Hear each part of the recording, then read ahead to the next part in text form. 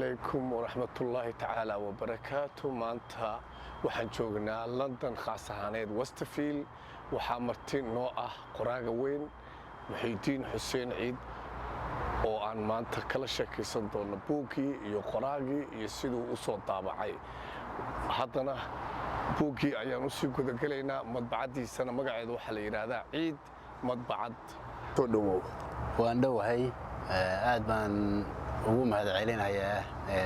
channelka Riya Socdaal iyo shacabka Soomaaliyeed oo ku xiran labadaba. Muxyidiin aad iyo aad baan u mahadsannahay. baad u mahadsantahay marar badan oo waxa jirta buugaag badan aad ku qorteen London, dad badan kugu xiran madbacadaada. waxa nooga warantaa buugii kugu horeeyay iyo maanta maxaa noo wadaa? waa runtaa weeye waxaan bilaabay qorista buugta sanadkii 2000 bishii labaad anoo soo saaray buugii ugu horeeyay oo magaciisuna ahaa Godobiye Geeri. buugga waxaa ku xigay sanadkii ku xigoo 2021 oo aan soo saaray buugga kale oo la yiraahdo Qoris Maris oo ah buugga halkan yaala. waxaa asna ku xiga buug aan sanadkan 2022 soo baxaya bishaan uu soo baxay, laakiin waxaan qabanaynaa bandhigiisii 18 bisha 6 ee sanadkan oo magaca buuguna uu yahay Xasuusta Habeenkii Madoobaa. xasuusta habeenkii madoobaa buuggaas ugu dambeeyay dhawaan aan soo bandhigi doonaa haddii Ilaahay yiraahdo. qoraal ahaan saddexdaasaan anigu qoray. markii loo gaaray 2001 waxaan bilaabay aan arkay baahida rag badan oo qorayaal oo Soomaaliyeed ah inaan madbacad daabacda buugta aan sameeyo. sanadkii 2021 waxaan daabacanay ilaa iyo 4 buug. sanadkanna waxaan daabacanay 2 buug. marka madbacadu guud ahaan waxay daabacday 6 buug. marka lagu daro kuwan anigu leeyahay oo ilaa iyo 9 baan 2001 ilaa 2022 oo sanadkan aan marayna haddii Ilaahay yiraahdo. marka qoraal ahaan iyo madbacad ahaan labadaba sidaasaan ugu soo gudbinayo. Muxyidiin ma sahlana buug in la iska qoro. waqti baa galaya, lacag baa galaya, qarash baa galaya, is-abaabul baa galaya. bal ka waran buugaagta markii la qorayo sidee qof walba iskama qori karo? maxaa dhib iyo caqabad kala kulanteen? wallaahi waa runtaa weeye. buugta markii haddaan dib ugu laabto anigu dadka mar walba jeclaa inaan wax qoraanahay ilaa yaraantaydii. 2008 baan waxaan qorsheeyay inaan buug qoro 3 buug. 3 buug waan dejiyey. buugga intaan la qorin waa in la hayo fikirka laga qorayo wuxuu ku saabsan yahay mowduuca. buugtuna labay u kala baxdaa. kuwana waa buugta waxaan la yiraahdo fictionka ama mala-awaalka. kuwana waa buugtan aan ahayn oo la ku taxalluqda aqoonta ama dhacdooyinka ama taariikhda. marka anigu labadaba waan qoraa. marka buugga intaadan qorin waa inaad haysid waxaad wax ka qori lahayd. mowduucaad wax ka qoraysidna waa inay tahay mid aad hoos uga fiirsatay dibli hoosta u sii gashay. marka labadaba buugta saddexda 2008 baan diyaariyey. 2 ka mid ah buugta waan qoray, laakiin de waxay qaadatay midka hadda buuggan aan hayo buugka kale oo koowaad oo Godobiye Geeri la yiraahdo. 2008 baan waxaan bilaabay inaan website-yada sheeko ahaan ugu soo bandhigo. kadib waan ka joojiyey. waxaan damcay inaan buug ka qoro, laakiin waxay igu qaadatay inaad 10 sano inaan dhammaysto. kan aan Qoris Maris la yiraahdo 6 bilood baan ku qoray asagoo dhan xilligii lagu jiray corona lockdown ku saamaxday waqti badan la helay. hadda waqtigu iska yar yahay shaqo waqtigaas buugga ii saamaxay inaan qoro. waa gartay waqti kooban baan ku qoray. kan kale oo hadda soo baxaya ilaa 8 bilood baan ku qoray. marka buug waxa muhiimadu ay tahay marka wax la qorayo waa inay aqalka waad aragtay intaan la dhisin waa in waxyaabaha Hoosta. dhisu doono oo dhan ay wax dhammaystiran kasta oo gelaya waa inaa haysid waa in la diyaariyo. marka la qorayana waa noocaas wey marka sida qolfoofka baad u dhisaysaa markaasaad buuxinaysaa meelaha soomaad arag marka wuxuu leeyahay fikir badan buu leeyahay waqti buu u baahan yahay kadib waxaa imaanaysa haddana qoraalkii soomaaliga waa inaad dad haysatid gacankaas ereybixintii erey baa qaldamaya e baa raaci karta b baa raaci karta wixii oo dhan macnihii waa isbedelayaa kadib waxay noqonaysaa haddana ma jiro yaa qarashkii haye sidii loo waxayn lahaa haddana waxay imaanaysaa marketkii iyo suuqu yaa u ah ehel buuga yaa ehel u ah yaa ha marka taasna xoogaa bay inkastoo uu soo kacayso dadkii wax akhrinayay baraarug uu jiro haddana sida dee adduunka marka wax la qorahayo ama iska daa adduunkan aan joogno afrika marka loo laabto kenyada soomaaliya ku dhegan qoraalku qayb buu ka leeyahay yeman haddii la tago qayb buu ka leeyahay marka annagu heerkaa maana gaarin laakiinse waa imaanaysaa waana mustaqbalkana way muxidiin horta soomaali waddaadu furaysaa waddadan waqti badan bay kugu qaadatay marka soomaaliduna kolley waddada inay kugu dayin doonaan buuggani markaad noo faahfaahisid magaciisa iyo inta uu ka kooban yahay bal noo sharax buuggan maanta ay ku saabsan yahay barnaamijkeenna buuggan sheekada waa sheeko soomaali caana oo la yidhaahdo qorismaris qorismaris waa sheeko caan soomaaliya ka ah waa mid la kala dhaxlo kumanaan sano ilaa iyo carruurtoo dhanna loo aqriyo waxaa hoos ku qoran mar bay sheeka beralaydu run noqotaa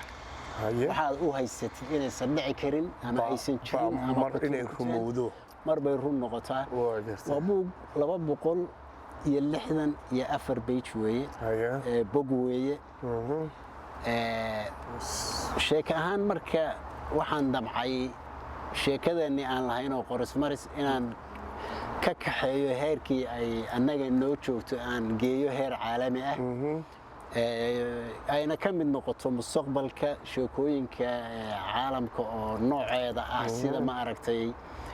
sheekadan la yiraahdo daraag kulaha oo Romania ka timid laakiin adduunku maanta oo dhan way isticmaalaan filmaanta ugu badan laga sameeyo qof walba ilmo walba ay yaqaanaan sheekadani annaga inagu kooban tahay laakiin way ka baaxad weyn tahay xagga maskaxiyan waa cilmi badan baa ku jira marka inaan adduunka aan gaarsiiyaan ugu talagalay waxay ku qotontaa marka qoys ra'iisul wasaarihii hore waddankan aan joogno Britain oo Afrika u aadaya fasax asaga iyo qoyskiisu kadibna ay halkaas ka bilaabanayso inay la kulmaan qorismariska qayb ay ku yeeshaan halkaasna carruurtu ay ku lunto loo qaadanayo in carruurtii la afduubay waayo dadkana ma yaqaanaan qorismaris waxay noqonaysaa in loo qaadanayo Soomaaliya bay sheekadii lagu yeelanaysaa in la afduubay baa la moodayaa waxay u furfurmaysaa ilaa la ogaanaya carruurtu inay xayawaan noqdeen beeraha xayawaankana ku jiraan nolosha xayawaankana ay u soo bandhigayaan marka guud ahaan sheekadu waxay wacyiga maanta adduunkan aan marayno uu joogo way ka turjumaysaa dunida naga dhaxaysa oo dunidan maanta aan ku noolnahay aan moodayna annaga keliya oo xayawaanku qaybta ay ka yihiin siday u arkaan xayawaanku aadmigu siduu u nool yahay siduu adduunka u wajahay ayagoo tilmaamaya inay khaladaad weyn ka galeen dunidii Soomaaliya arag annaguna aan u haysano inaan aqoon gaarnay oon adduunku marka cilmiga laftigiisu naaquska uu leeyahay bay marka waa sheeko isku dhex jidha marka xilqada ma yeelan doona mise buug intaas ku eegyahay may waa yeelanaya buug kale oo sheeko soconaysa buug kale baa raacaysa oo isla qorismariska ah oo aan mustaqbalka aan rabay inaan ku xijiyo marka buugani Soomaali buu ku qoran yahay magaca laga bedeli maayo waa la turjumayaa waxaa socotaa waa la wadaa turjumaankiisii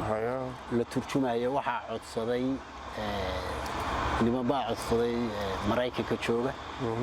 oo qolooyinkan filmaanta sameeya waddankan laftigiisu UK British Library-ga yaala dukaamada ugu waaweyn oo sida buugta lagu gado way qaateen dalab waxay sugayaan ka luqadda ku baxaysa laakiin asagoo Soomaali ah wuxuu yaalaa 5 library oo jaamacadaha ugu waaweyn sida London ama waddanka UK iyo Ireland jaamacadda Dublin University Library Cambridge University waa laga helayaa waxa laga helayaa Edinburgh iyadana waa laga helayaa Wales University waa laga helayaa okay oo shantaas ay shantaas waddankan marka waxa iga dalbadeen kuwa waan u diro way hayaan kuwana haddaan u dirayaan oo soo wada codsadeen waa gartay marka waxay sugayaan waa marka luqad ahaan la bedelo bay muxuudiin sawirkani markaas muxuu turjumayaa dawacaan u jeedaa ilmo yar ama hooyo dhibaato haysato dab fire meeshaan sawirkan imagine-ka saaran iyo macnaha saaran bal waxaan rabnaa isagana inaa wax naga siisid sawirkani waa sheekadu waxay ku qotonto buu ka turjumayaa waa gartay baalka aad u jeedid waa dhurwaa weeye qorsmarisku isku bedelay waa gartay gabadhaas waa ayadoo ka baxaysa dadkeedii inuu ku soo laabato rabta hoosna waa deegaanka iyo dhibta ay dadku u geysteen bay ka hadlaysaa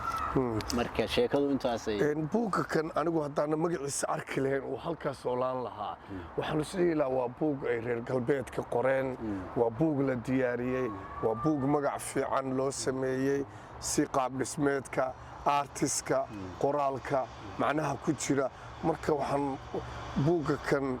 waa gartay waxa lagu soo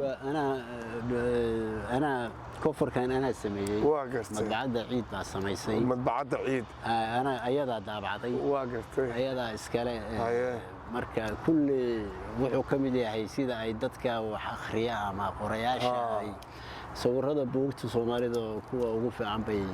sheegeen dadka ilaa hadda helay sida ay soo gudbinayaan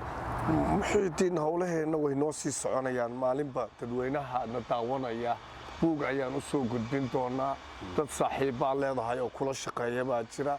dad aad iscaawisaan baa jira dad badan oo taariikhiyan oo magaalooyin kale kala soo xiriir oo Yurub oo dhan degan baa jira dad badan oo America Canada Latin America degan baa jira marka buugga kan qiimihiisa wax nooga taabo buugga qiimo ahaan UK wuxuu ku yaalaa lacagta boonka 12 pound ku yaalaa ma 12 baa waa lacag aad iyo aad u jaban oo qoraalnimada ama ninka muhandiska ah ama ninkan fikirka keenay waxa looga baahan yahay in lagu taakuleeyo si aad wado ugu furtid because hadda ka hor maalinaan Denmark jooga ama Copenhagen oday baa buugaag noo keensaday oo qoraa ah marka Soomaalidu hadday caawiyaan qofkii hore u soconaya laakiin haddaan la caawinin oo aan buugaagteennii kor loo soo qaadin oo inkastoo Soomaalidu ka waran wax ma akhrisaa Soomaalida khaas ahaaneed والله هذا واسبدلها وبرارق باجرا akhriska lagu soo laabanayo dhalinyaro badan baa soo baxday gruubo isku xiran baa soo baxay sanadkii hadda la soo dhaafay sanadkii ugu buugta badnaa buu ahaa buugta Soomaalidu soo saartay inkastoo uu gaarin heerka adduunka markaan ka hadlayno buugta Soomaalida arag ma gaarno numberka la sheego Soomaalidu dhan hadii la isku daro inay qordhay 2000 ilaa 3000 buu u dhaxeeyaa buugta qordhay marka lama oran karo way ku fiican yihiin marka la fiirsho dhinacaas laakiin waayadan dambe inay soo badan hayaan baa madbacado badan baa jiray oo hadda soo kordhay kuwa hadda qorayaal isku xiran baa samaysmay hay'adihii afka soo celinaysay oo af Soomaaliga baa ayagu bilaabmay marka waxyaabo badan baa socda oo dib u soo kabasho waayo mar baaba waxaan aan ka hadlayno oo dhan aanan waqtina loo hayn aysan jirinna moogto marka isbeddel baa jira marka waxaan rajaynaynaa inay hore looga sii socdo ummadna waxay ummadaha uga duwan tahay ama ay ka horumarsan tahay waa inta akhriskeedu dhan yahay qoladay ka akhris badan tahay waxaad arkaysaa waxay kaloo yidhaahdaan hadda guryaha soomaalida markaad tegto waxaad arkaysaa iskriinada telefishinada ama waxyaabahan la daawado kuwa ugu waaweyn baa la dhigayaa shelfiska buugta ana ku arki maysid waa sax marka dadka waxaa lagu qaybiyaa oraha baa tiraahda ingiriiska haddaad rabtid qofka inaad aragtid shelfiskiisu iskriinku inuu ka wan yahay shelfkiisa buugta waxba sii waraysan marka assalaamu calaykum tacaala wabarakaatu waxayna leenahay maanta buug cusub baa inii wadnaa buuggan oo ku saabsan qorismaris library kasta haddaad raadiso waa ka heli kartaa online-kana waa ka heli kartaa buugga kan wuxuu ku saabsan yahay qorismaris markaad akhrisid ayaad si fiican u fahmaysaa waxa weeye 260 meelahaas oo baal weeye